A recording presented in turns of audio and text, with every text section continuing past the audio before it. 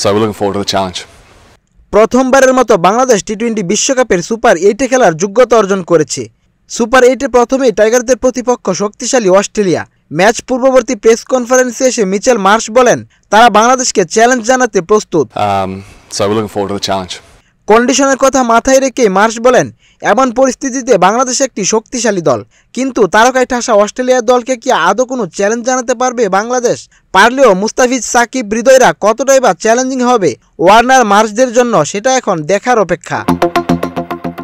Press কনফারেন্সে মার্শকে প্রশ্ন করা হয়, আমরা জানি অস্ট্রেলিয়ার পেস বোলিং আক্রমণ অনেক ভালো, কিন্তু এই বিশ্বকাপে বাংলাদেশি পেসারও ভালো করছে, আপনাদেরও এটা নিয়ে সচেতন হতে হবে।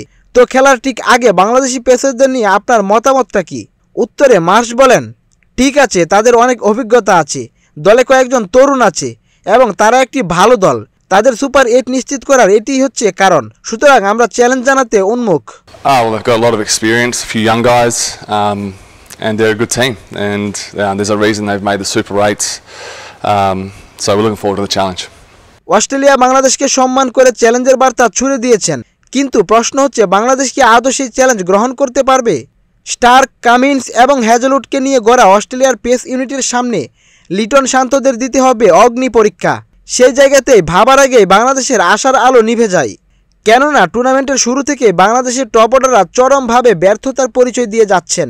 মিডল অর্ডারেও সাকিব নেই ফর্মে, রিয়াদ, তাওহিদ, হৃদয়রা এবং দুর্দান্ত বোলিং লাইন আপই বাংলাদেশকে টেনে নিয়ে যাচ্ছে। তাই অস্ট্রেলিয়ার এমন পেস ইউনিটের সামনে বাংলাদেশ কতটাই বা চ্যালেঞ্জ দিতে পারবে সেটা এখন দেখার বিষয়। এত সব হতাশার মাঝে আশাও আছে, সেটা পেস ইউনিট নিয়ে। এই টুর্নামেন্টের টপ উইকেট টেকারের দৌড়ে আছেন তানজিম সাকিব। পাওয়ার প্লেতে অস্ট্রেলিয়ার ভয়ের কারণ হতে পারে এই ডানহাতি বোলার।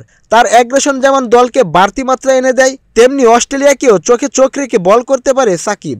পাশাপাশি কাটার মাস্টার মুস্তাফিজকে নিয়ে যে অস্ট্রেলিয়া আলাদা করে চক আঁকবে তা বলার অপেক্ষা রাখে না। এবারের বিশ্বকাপের পিচগুলো বোলিং বান্ধব, মুস্তাফিজের কাটার ঠিকঠাক কাজ করলে অস্ট্রেলিয়া বধের নায়ক হতে পারে এই সাতক্ষীরা এক্সপ্রেস।